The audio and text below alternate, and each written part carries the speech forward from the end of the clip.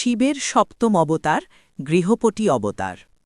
প্রাচীনকালের এক সময় পৃথিবীতে মানুষ ধীরে ধীরে ধর্ম ও ন্যায়ের পথ থেকে সরে যেতে শুরু করে। পরিবারে অশান্তি, লোভ, ক্রোধ ও স্বার্থপরতা বাড়তে থাকে। মানুষ ভুলে যেতে থাকে গৃহস্থ জীবনের আসল অর্থ, ভালোবাসা, দায়িত্ব ও সম্মান। এই পরিস্থিতি দেখে ভগবান শিব পৃথিবীতে অবতীর্ণ হন গৃহপতি অবতার রূপে।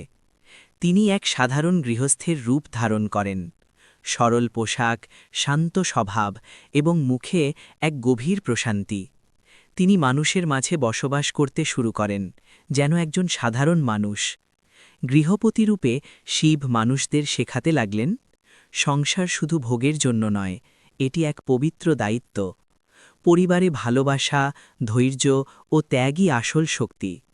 তিনি নিজে উদাহরণ হয়ে দেখালেন কিভাবে একজন গৃহস্থ সৎ পথে থেকে পরিশ্রম করে পরিবারকে রক্ষা করে এবং ভগবানের ভক্তি বজায় রাখে।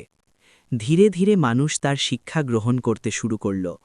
পরিবারে শান্তি ফিরে এলো, সম্পর্কগুলো মজবুত হল এবং সমাজে আবার ধর্ম ও ন্যায় প্রতিষ্ঠিত হল।